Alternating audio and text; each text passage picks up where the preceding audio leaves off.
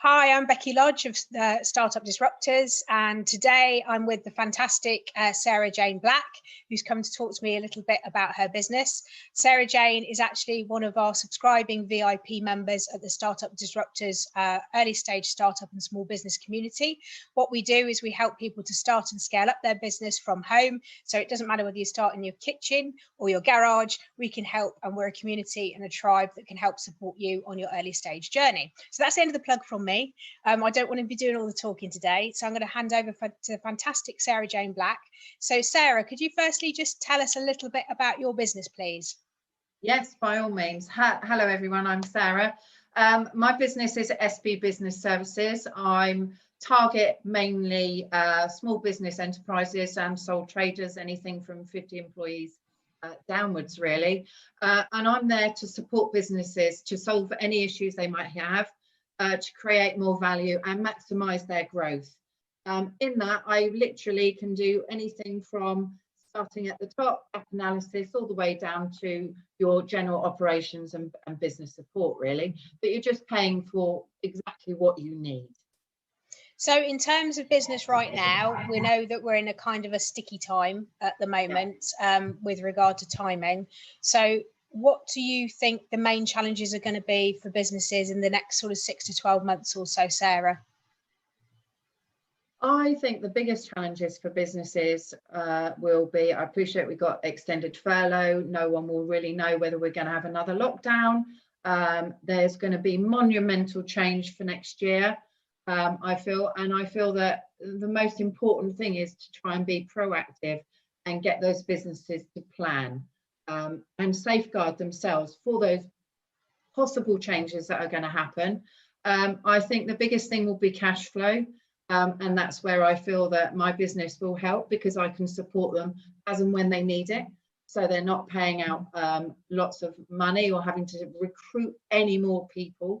I also feel that the people that are luckily still employed, because there are obviously lots that haven't been and have lost their jobs, I think that all of those people will be have a lot more demand upon them.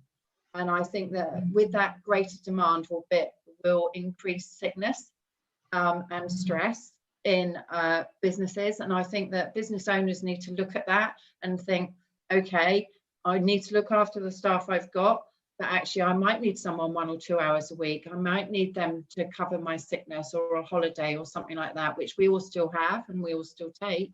And I think that's where I can help and support them too. I think one of the key things that we've been looking at, and especially in terms of some of the research that I've been looking at in the last 3 to 5 years, so the academic and university led research, which is fantastic, but a little bit snoozy in places, is actually the rise of outsourcing. So so it's never been a better time for people who have got ex-corporate career sort of advice and history into taking that corporate advice into their own hands and creating their own business that delivers that advice. So I suppose in the old days it would have been more like a contractor would have been to a larger company. In essence, this is going to become, I think, a niche that's going to be able to be filled a lot more, because and you might be able to help me with some of your working examples here. I think that people that have historically employed people first off aren't going to. And I think what they're going to do is actually seek people with vast expertise. I mean, certainly in your case, in my case, not that we look at, obviously, because we've had a lot of work done, in terms of that we've got 25, 30 years experience in very specific niches. And I think that people now are going to say, well, actually, if I can get somebody with, 25, 30 years experience on a day rate with no commitments, and I can perhaps outsource to a freelancer, this is that political seismic change that you've been talking about, and the economic change is actually shifting more towards, it's going to be a huge advantage if you're a 1 to 3 person organization over being maybe perhaps a 10 to 20 person organization, because the work will devolve to you simply because of economics changing. People don't want the commitment. People don't want to put the outlay there. People want to be able to, like a tap, turn it on, switch it off. in terms of not having, as an employer, the overhead in case lockdown happens again, in case furlough happens again. And without getting into it too deeply, we're already in the fourth industrial revolution, which is the biggest change in over 300 years, much bigger than even mechanisation and industrialisation. So I think people need to be aware that it sounds a very future thinky thing to say, but you're actually experiencing it now. You know, we're going through it now. A pandemic just accelerates these things. Do you think from what you're seeing with obviously the increase in inquiries you're getting, that what I've just said is true? Absolutely true. Insofar as that, I've had clients who've come to me and they literally want me to continue something which they've actually unfortunately had to make someone redundant because of the pandemic. But their staff that they've already got do not have the time to be able to do the things that this person's no longer there to do. So I've been asked to go in one day a week to help this client out, just to bring it up to a speed where they're in a position where in 2 or 3 months' time they might be able to take someone back on part-time. We're out of this lockdown again. But they say that they've extended furlough to March. That has a double whammy with me. That is, well, if they've extended it till March, then does that mean that we might be in a further lockdown? Where does that place people? People, when they are furloughed, you know, have they got a job to go back to? Same thing happened to me, or haven't they? So it produces a hell of a lot of uncertainty with people. So for me, like I've said, I have my client who wants me in 1 day a week. I had another client who has asked me to relook at all of their contracts of employment because of furlough, because of the changes. And then I've had another client who said, because of COVID, I really need to relook at my health and safety policy. And someone I found that actually didn't even have one, which was a bit alarming. I think when you start and it's just you and a laptop and a mobile phone, you might get away with it, but I don't advise it again, you know. No. But what I would say to you is, because you work in quite male-dominated industries, so your background is construction and back in the day advising on extremely successful schemes in the prison service. I think there's something about industries that aren't diverse, that are male dominated, that have less capacity to change and pivot more quickly because they have less diversity. So what I mean by this is, I'm from engineering, from mechanical electrical engineering and radio broadcast software. And one of the key things that I used to see a lot in businesses when I was employed back in the day was the fact that the lack of diversity meant that there was a tunnel vision around the thinking. It was almost like a silo, you know, working down the funnel towards one very specific thought process. And for me, that was always a huge danger, and one that I used to, we used to point out when we looked at gap analysis, was to say, if we're all thinking the same way, then that's very, very dangerous. And there was and in male dominated businesses, there's no succession planning. So what tends to happen a lot is something like this happens and they just hit the wall, and they either go broke or it makes them, and there's not much in between. And I think what we might see is a lot of the people that are employing are going to have a lot of difficulty, whereas micro businesses, 1 to 3 to 5 people, are going to pick up the slack very quickly. So people say to me at the moment, there's no opportunity out there, it's all terrible. And I say, yeah, absolutely. I'm not without sympathy that people are losing their jobs left, right and centre. Hospitality it could be the end of hospitality as we know it. It's the end of retail as we know it. But then looking at the experiential retail that's happening in London with Liberty having a cinema in store, we're creating different experiences, and these have already been created. It's just that people are refusing to accept the death of something that is horrendously outdated and the rise of technological change and advancement. And also in male-dominated organisations, they don't believe in automation and they don't believe in digital. Because they just think it's for kids. And I've had that said to me. So it's very difficult to pivot quickly. There's no such thing as a quick win. And especially male-dominated organisations, it's very dangerous to have a singular place of thinking. And I think that's why your services are, an uptake is going to be phenomenal. And what I would say to people is, if you have the right niche, it's like everything, you will be very successful. But part of being successful is being part of a community that understands you as well. And I just wanted to touch briefly on, obviously you've been a member, thank you so much. I'm so blessed to have you as part of my community. No, I can't thank you enough for the support and the no one can do anything on their own.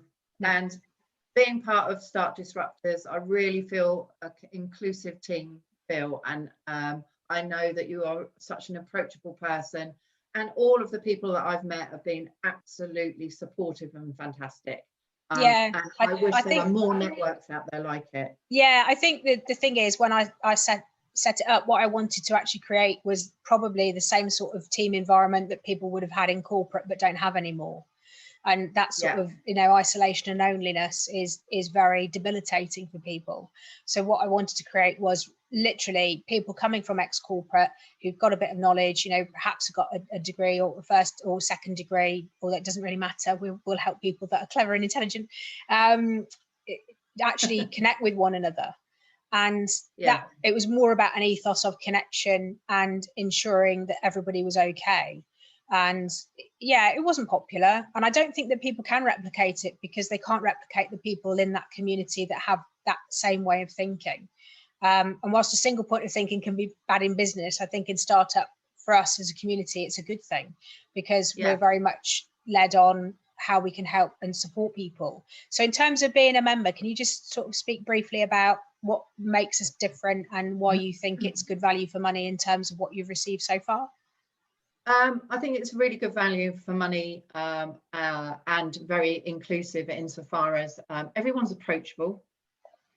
Everyone's thought process and ethos on business as a whole is very, very similar. We all want to find different ways of doing things. We all are very forward thinking, but we all go together with that in a positive way. So, and with a little bit of a laugh. So the lovely part is that we're not all, oh my God, it's really serious. It's professional, but it's fun. So all of us are doing what we really find is fun. And to have a business of your own and to have goals set for your future, which are things that are fun and what you really truly want to have in your life, is absolutely crucial to success in business. That's how I look at it. And all of the people in StartUp Disruptors feel the same. And it all comes out when we're networking, it all comes out like that. We're all having a bit of a laugh. We're having a bit of a joke about things. We're all discussing up the way that and the solutions that we're finding, which is absolutely brilliant. And to actually share those solutions to problems that we all have, but lots of networks don't actually talk about those problems, is crucial to the growth of every business, because everyone comes across a problem of some sort at some time. And to be able to actually discuss that and to get solutions, or go, oh, don't worry about it, I can help you with that. And just text me, give me a ring. And then to everyone put all of their contact details down at the end of a session. To me, that is absolutely invaluable. You can't make it better. And for me, that's been lovely. I just go, oh, got someone else I can call. Or annoyed. Oh, well, I'm glad that you've had a positive experience, and I think that's a lovely note to end on us, because otherwise you and I we could just talk all day. Forever. Oh yeah, absolutely. That's what we do. That's what we do best. So Sarah, thank you so much for your help today and for giving us a little bit of feedback about your business. Do you just want to let everybody know where they can find you and how to find you, either through a web address or through social media? What's the best way to contact you, or a phone number? Somebody else has done that. It's fine. Okay, my web address is www.sbbusinessservices.com. You can find me on Facebook at SB Business. You can find me on LinkedIn under Sarah Jane Black, and email, which is sarah@sbbusinesssupport.com. Yep. If you want any more information about either StartUp Disruptors as a community, whichever platform this is going to be ruthlessly plastered all over in terms of social media presence, then add your comments in at the bottom. If you want Sarah Jane to contact you, or you want me even to contact you, then I'm happy to, or find me on LinkedIn under Becky Lodge, Little Kanga Limited. StartUp Disruptors is a brand owned and operated by Little Kanga Limited, in case anybody's confused about how it's all related. But yeah, it's been great to see everybody today, and thank you for watching. If you do have any questions as well, I'm sure Sarah Jane and myself would love to hear those.